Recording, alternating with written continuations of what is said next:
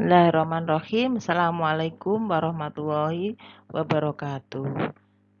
Di awal pertemuan tadi sudah ditugaskan untuk membuka video tentang perumusan indikator pencapaian kompetensi atau IPK.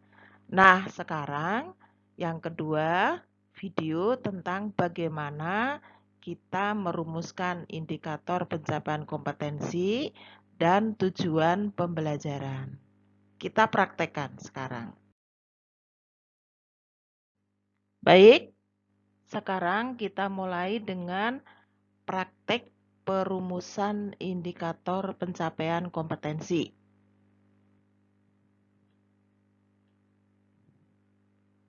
Berikutnya tentang definisi tujuan pembelajaran. Berikutnya urgensi perumusan tujuan pembelajaran, kriteria perumusan tujuan pembelajaran, dan bagaimana transformasi indikator pencapaian kompetensi ke dalam tujuan pembelajaran. Oke, ayo kita praktekkan sekarang. Mengambil salah satu contoh bidang studi PPKN kelas 1 SDMI KD 3.2, mengidentifikasi aturan yang berlaku dalam kehidupan sehari-hari. Ingat, ini kognitif karena kode 3. 1 dan 2 tidak kita bicarakan. Nanti di kesempatan yang lain. Sesuai dengan cara-cara yang awal, yang dalam video sebelumnya. Kita cermati kata kerja kunci dari KD. Sudah kelihatan ya? Kata kerja kunci dalam KD adalah mengidentifikasi. Berikutnya, kita cermati muatan atau materi yang tersurat, yang terumuskan dalam KD ini. Apa? Di sini terlihat aturan yang berlaku sehari-hari di rumah. Itu muatan yang tersurat dalam KD. Baik, berikutnya. Nah, di dalam kognitif itu ada C1, C2, C3, C4, C5, dan C6. Sesuai dengan kriterianya, bahwa kita mulai dari yang sederhana ke yang sulit. Kita mulai C1, mengidentifikasi termasuk C1. Bisa kita gunakan lagi kata kerja yang ada dalam KD. Jadi tetap menggunakan kata mengidentifikasi. Sehingga untuk C1 dari KD 3.2 menjadi rumusan indikator 3.2.1 berbunyi mengidentifikasi aturan yang berlaku dalam kehidupan sehari-hari di rumah. Ini urgen sesuai dengan kriteria yang pertama, urgensi. Sehingga anak harus tahu. Kita menginjak yang lebih sulit. Dari C1 menginjak ke C2. Sehingga menjadi rumusan indikator 3.2.2. Menjelaskan alasan pentingnya aturan yang berlaku dalam kehidupan sehari-hari di rumah. Masih kategori urgen untuk paham supaya mau mematuhi perlu menjelaskan alasan pentingnya aturan berlaku dalam kehidupan sehari-hari di rumah. Kita naik berikutnya ke C3. Sesuai dengan kriteria kontinuitas. Menjadi rumusan indikator 3.2.3. Mengurutkan aturan yang berlaku dalam kehidupan sehari-hari di rumah. Kontinu, karena berhubungan dengan indikator dan KD berikutnya. Apa KD berikutnya? Mulai kita naik atau dari yang lebih sulit. sehingga menjadi rumusan indikator 3.2.4. Memerinci akibat dari tidak mematuhi aturan yang berlaku dalam kehidupan sehari-hari di rumah. Ini relevan. Mengapa disebut dengan relevan? Karena aturan di rumah akan meluas aturan di sekolah, di masyarakat, dan seterusnya akan terwujud suatu peraturan perundangan ketika nanti di kelas-kelas berikutnya. Jadi di sini sudah mulai melatih berpikir kritis. Sesuai dengan HOTS itu mulai pada C4, menganalisis. Berikutnya kita naik lagi lebih sulit menjadi C5, sehingga rumusan indikator 3.2.5 berbunyi menyimbolkan pentingnya mematuhi aturan yang berlaku di dalam kehidupan sehari-hari di rumah. Ini mengikuti kriteria apa? Keterpakaian. Maksudnya untuk diterapkan, untuk membentuk peserta didik menyadari perlunya mematuhi aturan yang berlaku di lingkungan rumah, sekaligus melatih berpikir kritis. Kita naikkan lagi, lebih tinggi. Masih kategori hot, C6. Di sini harus mencipta, tetapi tetap harus memenuhi kriteria UKRK. Nah, sekarang yang K, keterpakaian. Masih sama dengan kriteria yang C5. Sehingga menjadi rumusan indikator 3.2.6 merumuskan usulan aturan yang berlaku di dalam kehidupan sehari-hari di rumah. Keterpakaian. Ini melatih keterampilan berpikir kritis sekaligus kreatif, memenuhi HOTS, memenuhi kriteria. Oke. Baik, kita ambil contoh yang lain, bagaimana perumusan indikator. Kita contohkan untuk bidang studi Bahasa Indonesia kelas 4 dengan KD kode 3.9 dan kode 4.9. Ingat ya, kode 3 berarti pengetahuan, kode 4 adalah keterampilan. Oke, KD 3.9 berbunyi mencermati tokoh-tokoh yang terdapat pada teks fiksi. KD 4.9 berbunyi menyampaikan hasil identifikasi tokoh-tokoh yang terdapat pada teks fiksi secara lisan, tulis, dan visual. Oke, berikutnya. Nah, kita awali dari KD 39. Bagaimana perumusan indikatornya? Kita cermati kata kerja kunci yang ada dalam KD, yaitu mencermati. Berarti pengetahuan untuk meneliti dan merinci. Kata kerja kunci mencermati bisa dikategorikan C2. Apa muatan tersuratnya? Kita lihat dalam rumusan teks fiksi. Kita mulai merumuskan indikator pencapaian kompetensi diawali dari yang sederhana menuju ke yang sulit. Yang sederhana dulu, walaupun di situ C2, kita awali dulu sebagai pengantar anak-anak. C1. Sehingga menjadi rumusan indikator 391 menyebutkan cara menemukan tokoh dalam teks fiksi secara lisan. Urgen untuk bisa menemukan tokoh dalam teks fiksi harus tahu caranya dulu. Berikutnya menginjak yang lebih sulit ke C2. Jadi indikator 392 mengidentifikasi nama-nama tokoh yang ada dalam teks fiksi secara tertulis. Masih tetap urgen karena harus mencermati. Berikutnya C3 lebih sulit lagi. Menjadi rumusan 393 menentukan sifat-sifat baik dan buruk tokoh-tokoh dalam teks fiksi secara lisan.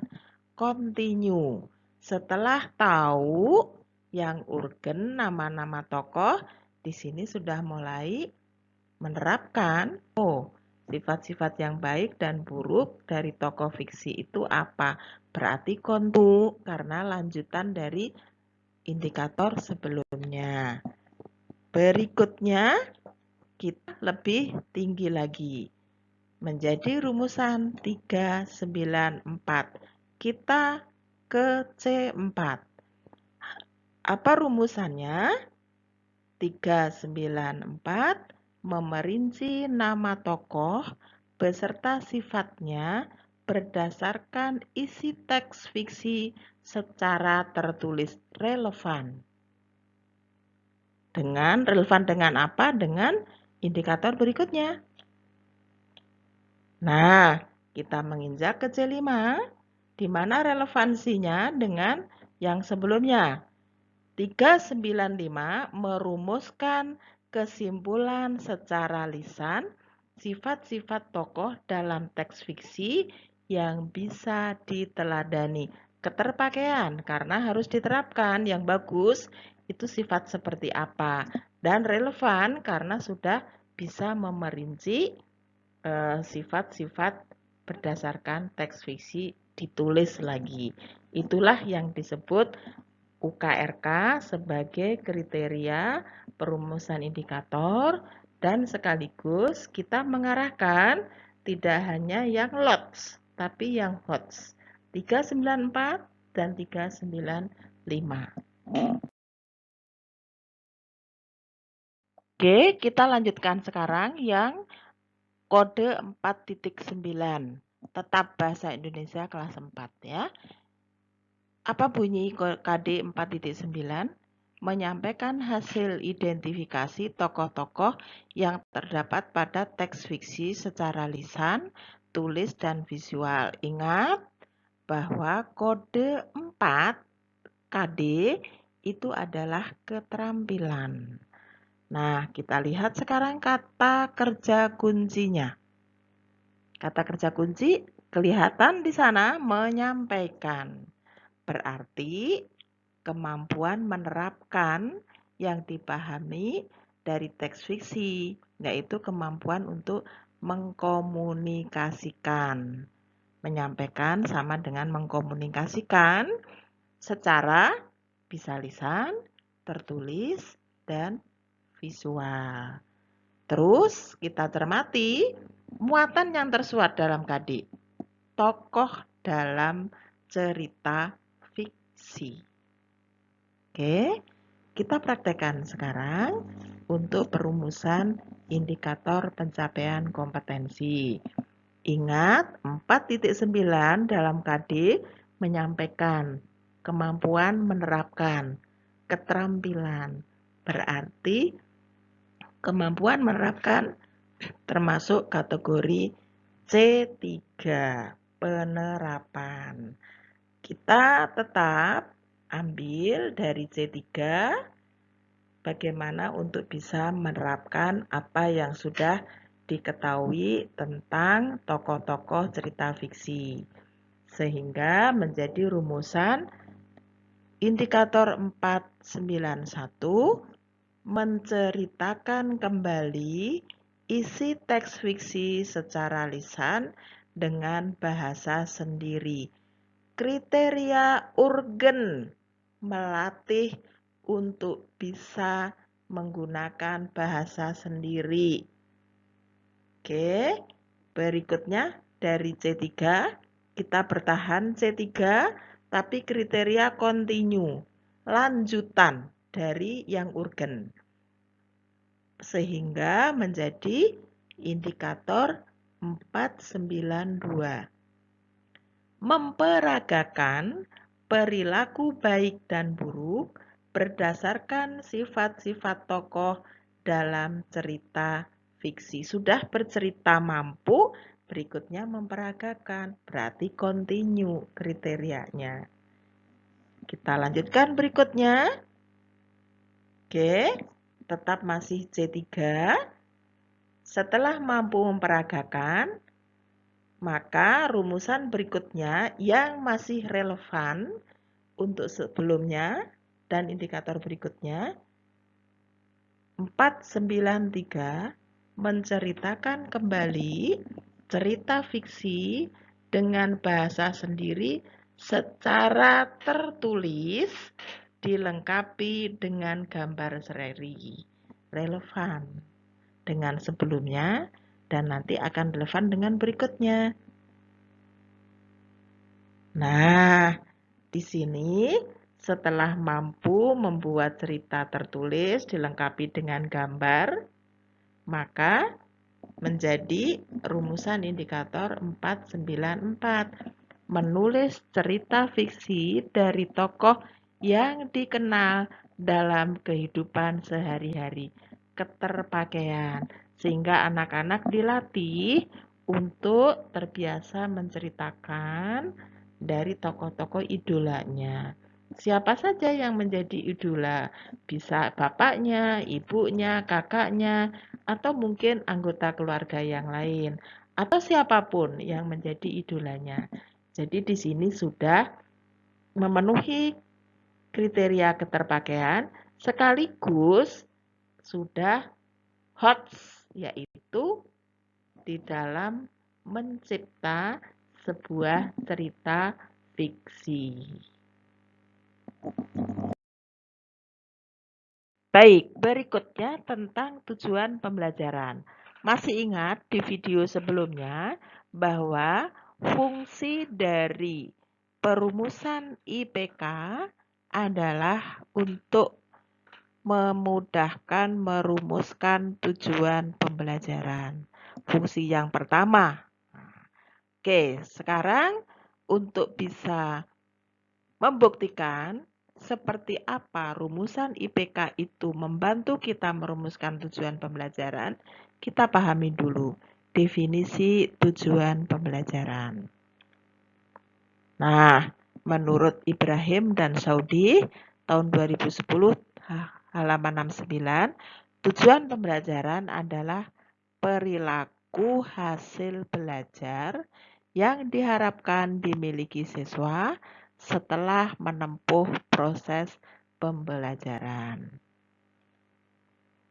Bisa kita simpulkan, tujuan pembelajaran pada prinsipnya mengandung arti pernyataan atau gambaran perubahan pada pemahaman, sikap, tingkah laku, penampilan, atau kondisi psikologis lainnya pada peserta didik yang dapat diukur dan atau dilihat.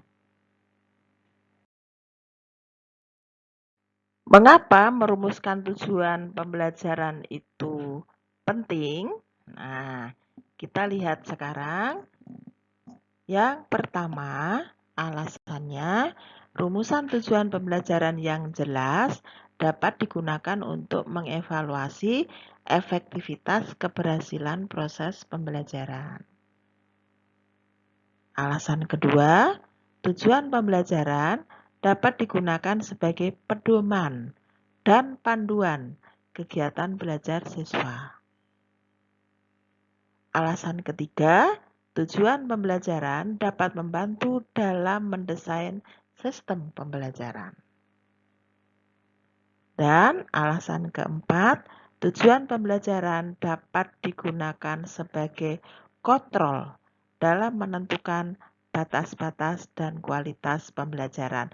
Pendapat Sanjaya tahun 2014 halaman 64. Sebelum merumuskan tujuan pembelajaran, kita harus pahami dulu kriteria perumusan tujuan pembelajaran. Nah, ada istilah A, B, C, D. A-nya audience, B-nya behavior, C-nya condition, dan D-nya degree. Nah, itu disebut sebagai 4 komponen pokok yang harus tampak dalam rumusan tujuan pembelajaran. Audience, siapa yang belajar? Atau yang diharapkan mencapai tujuan pembelajaran, atau yang diharapkan mencapai hasil belajar. Behavior, tingkah laku, atau hasil belajar yang bagaimana yang diharapkan dapat dicapai. Condition, dalam kondisi yang bagaimana hasil belajar itu dapat ditampilkan. Dan degree, seberapa jauh hasil belajar itu bisa diperoleh.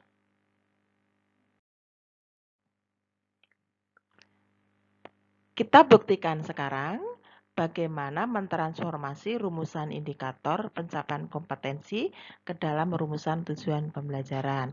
Sebagaimana fungsi yang pertama ya dari rumusan IPK. Kita lihat.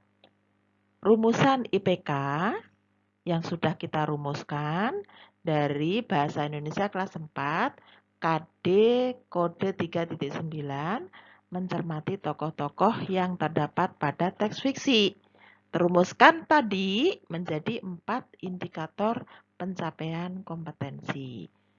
Dari 4 indikator pencapaian kompetensi, kita transfer atau kita transformasikan dalam rumusan tujuan pembelajaran dengan kriteria A, B, C, D.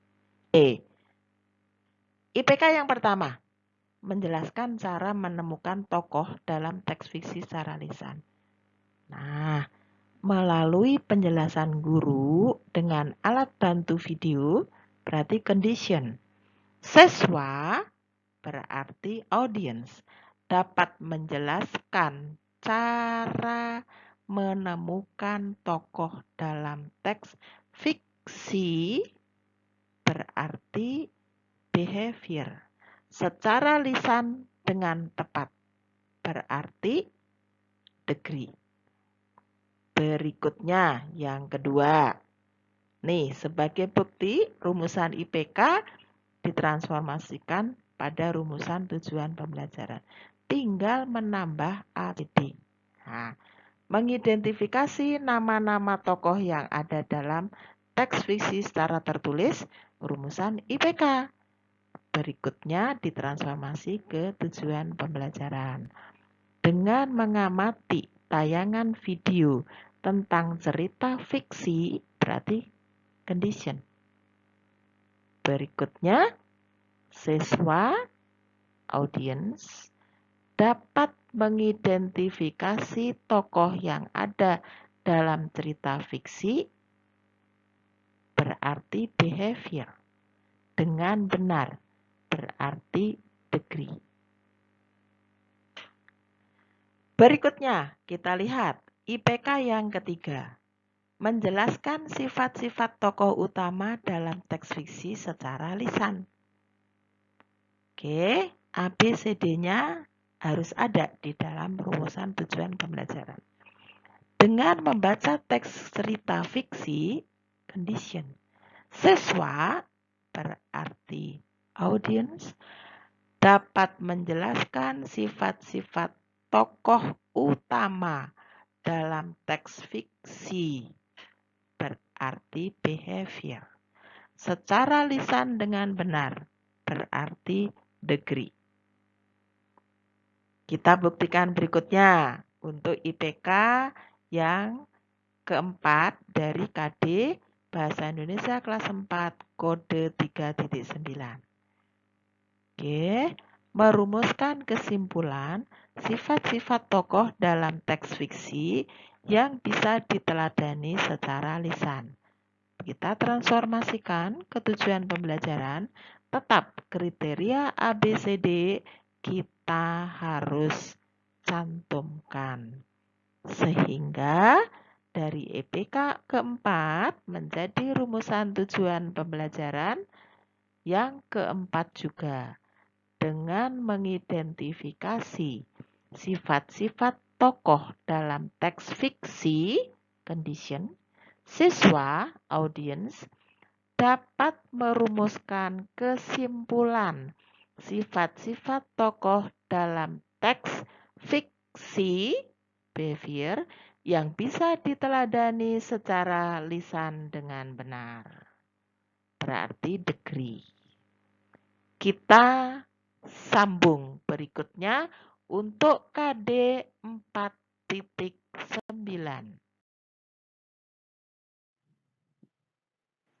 Berikutnya, kita cermati contoh transformasi rumusan IPK dari KD 4.9, bidang studi bahasa Indonesia kelas 4, ditransformasikan ke dalam rumusan tujuan pembelajaran.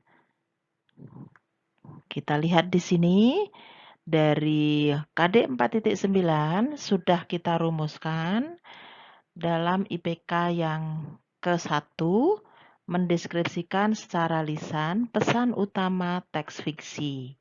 Kita transformasikan ke dalam rumusan tujuan pembelajaran dengan membaca teks fiksi, berarti condition, siswa, audience, dapat mendeskripsikan secara lisan pesan utama teks fiksi, berarti behavior, dengan runtut, berarti grade. Nah, kita lihat berikutnya. Rumusan IPK yang kedua, mendemonstrasikan sifat-sifat tokoh dalam cerita fiksi.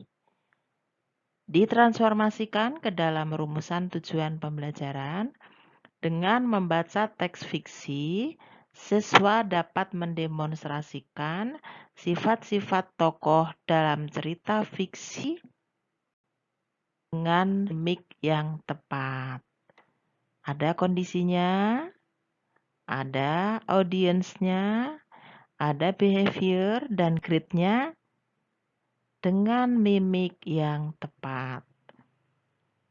Yang ketiga, rumusan IPK menceritakan kembali secara tertulis dengan bahasa sendiri cerita fiksi dilengkapi gambar berseri. Nah, ditransformasikan sama ya. Condition dengan baca teks fiksi, siswa audience. Apa behaviornya? Dapat menceritakan kembali secara tertulis dengan bahasa sendiri, dilengkapi gambar seri, berarti behavior, dengan runtut, grade.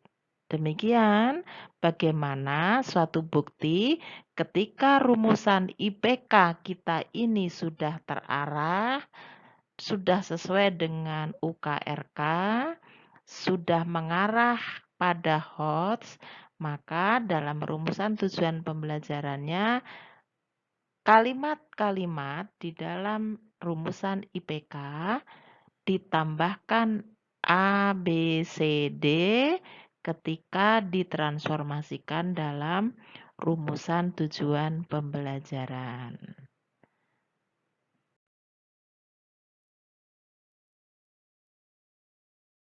Thanks a lot, selamat mencoba. Semakin sering berlatih akan semakin terbiasa. Terima kasih.